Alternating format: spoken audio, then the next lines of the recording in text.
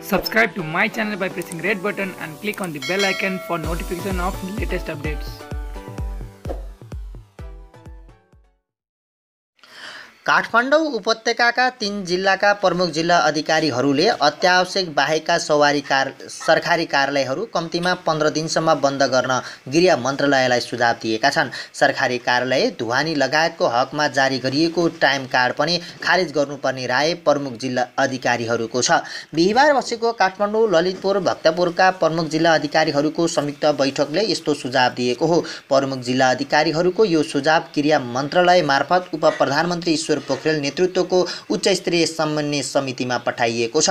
ललितपुरका प्रमुख जिल्ला अधिकारी नारायण प्रसाद भट्टले अत्यावश्यक बाहेकका सरकारी कार्यालयको हकमा पनि लकडाउनलाई कडाई गर्नुपर्ने राय दिएको बताएका छन्। भक्तपुरकी प्रमुख जिल्ला अधिकारी हुमा कला पाण्डेले संक्रमणको जोखिम बढ्दै गएकाले लकडाउनलाई कडाई गर्नुपर्ने निष्कर्ष सुनाउँदै भनिन्, पहिलो 3 हप्ता जसरी लकडाउनलाई कडाई गरिएको थियो त्यसै गरी काम गर्नुपर्छ भन्ने सबैको राय र निष्कर्ष थियो। अहिले मानिसहरूको आउजाउ बढेकाले त्यसलाई पूर्ण नियन्त्रणको विकल्प नभएको उनको भनाइरहेको छ। गृहमन्त्री रामबहादुर थापाले बादलले बिहिबार बिहानै उपत्यकाका 3वटै जिल्ला प्रमुख जिल्ला अधिकारी र नगरपालिकाका प्रमुखहरूसँग छलफल समेत गरेका थिए। सो छलफलमा पनि प्रमुख जिल्ला अधिकारीहरूले सोही राय दिएका थिए। राहत वितरणको नाममा पास लिने र राजनीतिक क्रियाकलाप गर्ने कामलाई नियन्त्रण गर्नुपर्ने सुझाव पनि उपत्यकाका प्रमुख जिल्ला अधिकारीहरूले दिएका छन्। पर्जिया र जनप्रतिनिधिहरूसँगको छलफलमा गृह मन्त्री बादलले रोग र भोकसँग सँगसँगै लड्नुपर्ने र अप्ठ्यारो परिस्थिति सिर्जना भएकाले स्वास्थ्य सावधानीका उपाय अपनाउन सक्ने उद्योग धन्दालाई मात्र सञ्चालन गर्न दिने नीति रहेको सुनाएका थिए। शुक्रबार बिहान थप 9 जना थपिएपछि नेपालमा कोरोना संक्रमित पुष्टि भएका व्यक्तिहरूको सङ्ख्या 258 पुगेको छ। संक्रमित थपिँदै गएपछि सबै सवारी साधनको पास रद्द गर्ने लगायतका निर्णयहरू सरकारले गरेको छ। का लागि सरकारले शुक्रबार संसदमा नीति तथा कार्यक्रम प्रस्तुत गर्दैछ। राष्ट्रपति विद्यादेवी भण्डारीले शुक्रबार अपराह्न संसदमा सरकारको नीति तथा कार्यक्रम प्रस्तुत गर्ने कार्यक्रम तय भएको छ। पछिल्लो 5 वर्ष यता सरकारको नीति तथा कार्यक्रममा लगातार प्राथमिकतामा परेको क्षेत्र थियो पुनर्निर्माण। वैशाख 2072 को भूकम्पपछि सरकारले पुनर्निर्माणका लागि हरेक वर्ष उच्च प्राथमिकता दिँदै आएको थियो। भूकम्पले भत्काएका संरचनाको पुनर्निर्माण उत्तरार्धमा छ तर सम्पन्न भइसकेको छैन। परिस्थिति सामान्य भएको भए यो पटक पनि पुनर्निर्माणले प्राप्त बजेट पाउने सम्भावना थियो, किनकि आगामी आवामा केही रणनीतिक महत्त्वका सांस्कृतिक सम्पदाको पुनर्निर्माण सम्पन्न हुने अवस्था थियो। पुस दोस्रो साताबाट विश्वमा पहिलो पटक देखिएको कोरोना भाइरसको प्रवेश नेपालमा फागुन पहिलो साता भयो। त्यसको 1 महिनापछि यसले मानव स्वास्थ्यलाई त चुनौती दियो नै अर्थतन्त्रमा समेत सङ्कट गरिदिएको हो। फलस्वरूप सरकारलाई यसपटक 3वटा चुनौतीसँग लड्नुपर्ने भएको छ: मानव स्वास्थ्य, भोकमरी र मानवीयताको रक्षा। यही कारण राष्ट्रपति विद्यादेवी भण्डारीले शुक्रबार संसदमा प्रस्तुत गर्ने आगामी आर्थिक वर्ष 2077-78 को नीति तथा कार्यक्रम कोरोनाबाट प्रभावित क्षेत्रलाई राहत दिने र यसको प्रभाव न्यूनीकरणको घोषणामा केन्द्रित रहने अर्थ मन्त्रालय स्रोतको भनाइ छ। नीति तथा कार्यक्रम बजेटको ऐना पनि हो। अर्थ मन्त्रालयले बजेटका प्राथमिकताका सम्बन्धमा तयार पारेको प्रतिवेदनलाई आधार मानेर प्रधानमन्त्री तथा मन्त्री परिषद कार्यालयले नीति तथा कार्यक्रम तयार पार्छ। यसको तयारीमा पूर्व सचिव लोकदर्शन रेग्मी सक्रिय छन्। मुख्य सचिवले प्रधानमन्त्रीको प्रत्यक्ष निर्देशनमा नीति तथा कार्यक्रम तयार पार्दै आएका छन्। अर्थ मन्त्रालयका एक उच्च अधिकारीका अनुसार यस वर्ष सरकारले स्वास्थ्य पूर्वाधारलाई प्राप्त बजेट दिने तयारी गरेको छ। खास गरी कोरोना संक्रमण रोकथामसँग सम्बन्धित कार्यक्रमलाई नीति तथा कार्यक्रम र बजेटको सम्बोधन गर्नेछ। केन्द्र स्तरमा स्वास्थ्य पूर्वाधार निर्माण, स्वास्थ्य प्रदेश र स्थानीय तहमा पूर्वाधार विकासलाई प्राथमिकता दिइनेछ। यसबाहेक राष्ट्रिय गौरवका केही आयोजनालाई सम्पन्न गर्ने घोषणा समेत नीति तथा कार्यक्रमले गर्नेछ। यसअघि गत वर्ष सरकारले चालु आवामा सम्पन्न गर्ने लक्ष्य राखेका ठूला आयोजनाको सम्पन्न हुने म्याद कम्तीमा 1 वर्ष लम्बिने निश्चित रहेको छ।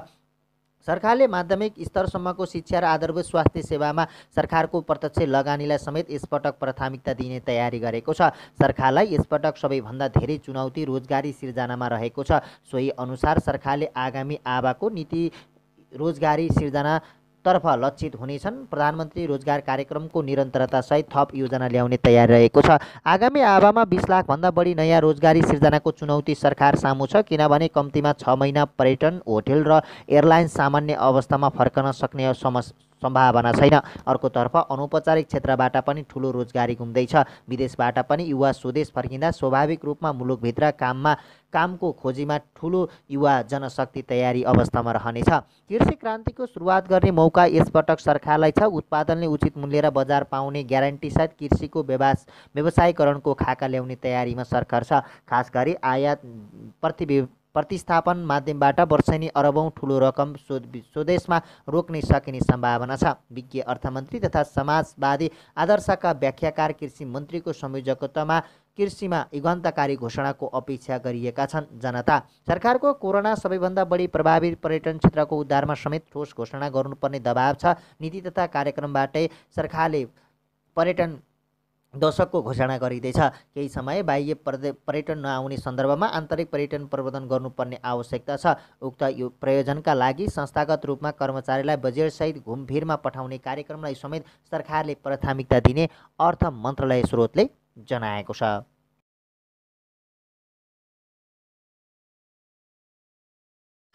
शुक्रबार बिहान नेपालमा 9 जनामा कोरोना संक्रमित भेटिएका छन्। मकवानपुरमा 1 जना र बाँकेमा 8 जना संक्रमित भेटिएका स्वास्थ्य तथा जनसङ्ख्या मन्त्रालयले जानकारी दिएको छ। बाँकेको नैरेनापुर गाउँपालिका 1, 3 र 5 निवासी 18, 20, 22, 25, 25, 27, 32 र 36 वर्षका पुरुषमा कोरोना संक्रमण देखिएको हो। प्रदेश नम्बर 5 का मुख्यमन्त्री शङ्कर पोखरेलले बाँकेमा नयाँ देखिएका कोरोना संक्रमित दक्षिण भारतबाट आई क्वारेन्टाइनमा बसेका हुन्।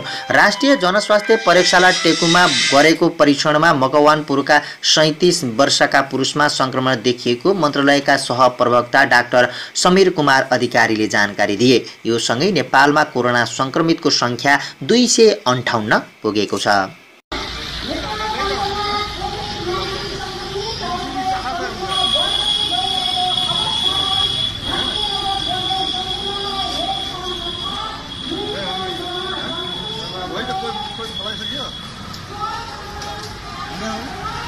फोन करो गाड़ी जैसे खोल दे बगल वाला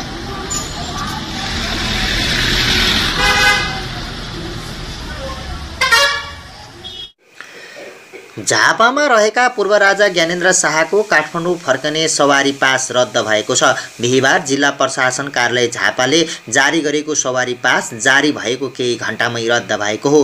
पूर्व राजा शाहले शुक्रबार काठमाडौँ जाने तयारी गरेका थिए। हामीले पास पाएर शुक्रबार जाने सबै तयारी गरिसकेका थियौँ, पूर्व राजा शाही निकट स्रोतले भन्यो। तर पास रद्द भएको खबर पायौँ। अब के गर्ने भन्ने छलफल भइरहेको छ। झापाका प्रमुख जिल्ला अधिकारी उदय बहादुर राणा मगरले गृह मन्त्रालयसँग सहकारी नभई पास जारी भएका कारण रद्द गर्नु परेको बताए। अहिले पास जारी नगर्ने भएका पनि रद्द गर्ने भन्ने निर्देशन छ। गृह मन्त्रालयसँग सहकारी नभई यो पास जारी भएको थियो उनले भने, त्यसकारण पास रद्द भयो। उनले पूर्व राजा शाहको सचिवालयबाट आएको निवेदन गृह मन्त्रालयमा पठाइसकेकाले अब गृहले निर्णय गर्ने बताए। अहिले प्रक्रियामा छ। उहाँहरूले इमेल गर्नुभएको थियो, मलाई फोन पनि गर्नुभएको थियो उनले भने। हामीले गृहमा पठाइसकेका छौँ, उतैबाट निर्णय भएर आउँछ। कोरोना संक्रमित बन्न थालेपछि गृह मन्त्रालयले बिहिबारबाट एक जिल्लाबाट अर्को जिल्लामा जान नपाउने गरी जिल्ला प्रशासनबाट लिएका सबै पास खारेज गर्ने निर्देशन दिएको थियो। सोही कारण पूर्व राजाले पाएको पास पनि खारेज भएको हो। पूर्व राजा शाह लकडाउन सुरु हुनुभन्दा केही दिन अघि झापा आएका थिए। उनी पूर्व राज परिवारको स्वामित्वमा रहेको दमक स्थित हिमालय महालक्ष्मी चिया बगानभित्रै दरबारमा छन्। उनी सहित पत्नी कोमल पनि झापामै छिन्। उनी गत माघमा पनि झापा आएका थिए। 1 महिना भन्दा बढी बसेर काठमाडौँ गएका उनी चैत्र पहिलो साता पुनः झापा आएका हुन्। पूर्व राजा शाह प्रत्येक वर्ष जाडो छल्न झापा आउने गरेका छन्। संरचना राख्ने व्यवस्था गरेको छ। शीर्ष नेताको व्यवस्थापनका लागि धेरै संरचना व्यवस्था गरिएको एक नेताले बताएका छन्। शीर्ष नेताहरूले दुवै पार्टीबाट 2-2 जनाको प्रतिनिधित्व रहेको 4 सदस्यीय विधान तथा मस्यौदा कार्यदल बनाएका थिए। राजेन्द्र श्रेष्ठ, नवराज सुवेदी, लक्ष्मणलाल कणा र सर्वेन्द्रनाथ शुक्ल रहेको त्यही कार्यदलले विधान र घोषणापत्रको पहिलो मस्यौदा बनाएर शीर्ष नेतालाई बुझाएको हो। प्रारम्भिक मस्यौदामा केन्द्रमा राष्ट्रिय महाधिवेशन समिति, सङ्घीय परिषद, केन्द्रीय समिति, केन्द्रीय राजनीतिक समिति, केन्द्रीय कार्यकारिणी समिति, केन्द्रीय सल्लाहकार समिति, सङ्घीय संसदीय दल, केन्द्रीय विज्ञ परिषद, केन्द्रीय निर्वाचन आयोग, केन्द्रीय अनुशासन आयोग र केन्द्रीय लेखा परीक्षण आयोग रहने व्यवस्था गरेको छ। शीर्ष नेताहरूको सुझाव अनुसार विधान र घोषणापत्रको प्रारम्भिक मस्यौदामा हेरफेर पनि हुन सक्ने कार्यदलमा रहेका नेताहरू बताउँछन्। यो अन्तिम मस्यौदा होइन, हामीले अध्ययन र सुझावका लागि दुवैतिरका शीर्ष नेताहरूलाई दिएका छौँ, कार्यदल सदस्य कर्णले भने। शीर्ष नेताहरूले अध्ययन र पार्टीमा छलफल गरेर सुझावसहित पुनः समितिलाई दिने उनको भनाइरहेको छ। त्यसपछि मात्रै कार्यदलले अन्तिम रूप दिनेछ। जसपा नेताहरू निर्वाचन आयोगमा दल दर्ताका लागि आवश्यक तयारीमा पनि जुटेका छन्। 10 वैशाखमा एकीकरण भएका दुवै दलका नेताहरूले 11 वैशाखमा निर्वाचन आयोगमा लिखित जानकारी गराएका थिए। लकडाउनका कारण आवश्यक कागजात पुरा नहुँदा दल दर्ता भएको छैन। निर्वाचन आयोगको कानुनअनुसार 25 जेठभित्र एकीकृत पार्टी दर्ता गर्ने उनीहरूको तयारी छ। त्यसका लागि अहिले विधान र घोषणापत्रमा काम भइरहेको नेता कर्णले बताएका छन्। एकीकरण पत्रमा हस्ताक्षर गरेका 8 नेताकै निर्देशनमा काम भइरहेको नेता राजेन्द्र श्रेष्ठले बताए। उहाँहरूले विधान र घोषणापत्रबारे कसरी थप निर्देशन दिनुहुन्छ त्यसमा भर पर्छ। उनले भने एकीकृत दल दर्ताका लागि निर्वाचन आयोगमा नयाँ पार्टीको विधान घोषणापत्र सहित नयाँ पार्टीको कार्यसमिति र पुरानो पार्टीहरूको केन्द्रीय समितिहरूको निर्णय पेश गर्नुपर्छ। अहिले विधान घोषणापत्र सहित 51 सदस्यीय केन्द्रीय कार्यकारिणी समिति बनाएर दल दर्ता गर्ने तयारी गरिएको छ। कार्यकारिणी समितिमा रहने 51 सदस्यको नाम टुङ्गो लगाउन पनि 8 नेता गृहकार्य गरिरहेका छन्। लकडाउनले बैठक बसाल्न अप्ठ्यारो भइरहेका जसपा नेताहरूले बताएका छन्। उनीहरू लकडाउन खुकुलो हुने समयमा पर्खाइमा रहेको बताइएको छ।